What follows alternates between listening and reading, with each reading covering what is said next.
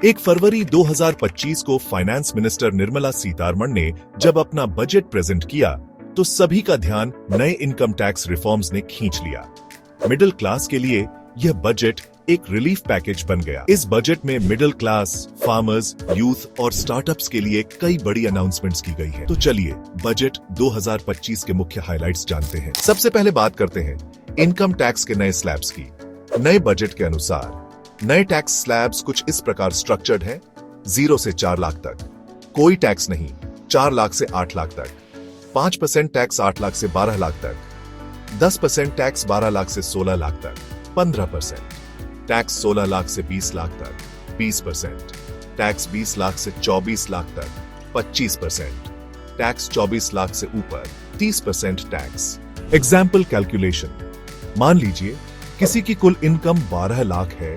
पहला 4 लाख कोई टैक्स नहीं, अगला 4 लाख, 4 लाख से 8 lakh, 5% of 4 lakh equal to 20,000, अगला 4 लाख, 8 लाख से 12 lakh, 10% of 4 lakh equal to 40,000, कुल टैक्स पे करने योग्य 20,000, 5% स्लैब से प्लस 40,000, 10% स्लैब से इक्वल 60,000। जब कहा जाता है कि 12 लाख तक पर कोई टैक्स नहीं, इसका मतलब यह है कि स्टैंडर्ड डिडक्शन और प्रोग्रेसिव टैक्स स्लैब्स को ध्यान में रखते हुए इफेक्टिव टैक्स रेट 0 हो सकता है। अगर 12 लाख 75,000 की इनकम है तो 75,000 का स्टैंडर्ड डिडक्शन देने के बाद टैक्सेबल इनकम 12 लाख हो जाती है। इस स्थिति में पहला 4 लाख कोई टैक्स नहीं, अगला 4 लाख 5% इक्वल टू 20,000, अगला 4 लाख 10% इक्वल टू 40,000, तो कुल टैक्स 60,000। हालांकि अगर रिबेट्स या अन्य डिडक्शंस ली जाती हैं तो इफेक्टिव टैक्स और भी कम हो सकता है और 12,75,000 तक की इनकम पर कोई टैक्स नहीं भी हो सकता। तो हम इसको इस तरह से समझ सकते हैं कि 0 से 12 लाख तक की इनकम पर कोई टैक्स नहीं लगेगा, 12 लाख से 15 लाख तक 10% टैक्स, 15 लाख से 20 लाख तक 20% टैक्स, 20 लाख से अधिक इनकम पर 30% टैक्स। मिडिल क्लास फैमिलीज पर इंपैक्ट। यह change middle class tax payers के लिए एक बड़ी रिलीफ है, क्योंकि अब अधिक लोग अपनी इनकम का उपयोग सेविंग और इन्वेस्टमेंट के लिए कर पाएंगे। Higher disposable income.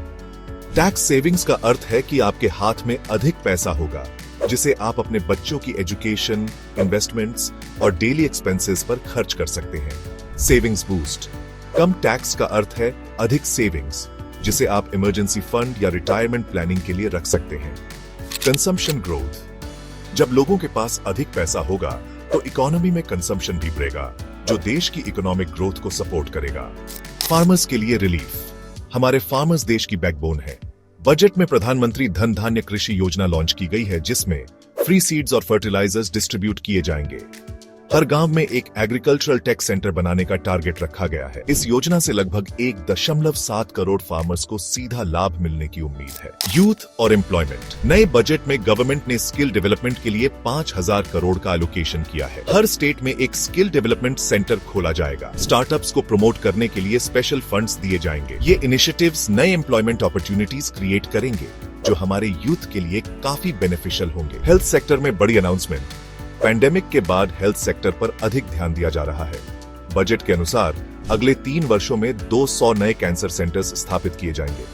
Life saving drugs पर पूरी तरह से टैक्स एग्जेम्पशन दी गई है। इसका लाभ सीधे आम लोगों को मिलेगा, क्योंकि अब ट्रीटमेंट का खर्च कम होगा। Artificial intelligence development. गवर्नमेंट ने AI आर्टिफिशियल इंटेलिजेंस डेवलपमेंट के लिए खास एलोकेशन किया है। AI रिसर्च और डेवलपमेंट के लिए 10,000 करोड़ का बजट रखा गया है। स्कूल्स और कॉलेजेस में AI based skill development programs को बढ़ावा दिया जाएगा। हेल्थ केयर और एग्रीकल्चर सेक्टर्स में AI बेस्ड टेक्नोलॉजीज इंप्लीमेंट करने का लक्ष्य रखा गया है। यह इनिशिएटिव इंडिया को इमर्जिंग AI पावर हाउस बनाने में मदद करेगा। Infrastructure development. अगले 5 वर्षों में गवर्नमेंट ने 100 नए स्मार्ट सिटीज बनाने का टारगेट रखा है।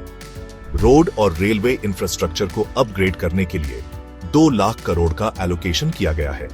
रिन्यूएबल एनर्जी प्रोजेक्ट्स पर भी फोकस दिया गया है। इसका लाभ यह होगा कि नए इंफ्रास्ट्रक्चर से एम्प्लॉयमेंट अपॉर्चुनिटीज बढ़ेंगे और कनेक्टिविटी बेहतर होगी। डिजिटल इंडिया का अगला कदम। बजट में डिजिटल इंडिया को और बूस्ट देने के लिए रूरल एरियाज में हाई स्पीड इंटरनेट पहुंचाने का टारगेट रखा गया है। साइबर सिक्योरिटी पर स्पेशल फोकस दिया जा रहा है। इसका अर्थ है कि नए डिजिटल स्टार्टअप्स के लिए नए अपॉर्चुनिटीज खुलेंगे। टूरिज्म को बूस्ट। इंडिया का टूरिज्म इंडस्ट्री एक बड़ा रेवेन्यू जनरेटर है। बजट के अनुसार 50 नए टूरिज्म डेस्टिनेशंस का डेवलपमेंट किया जाएगा।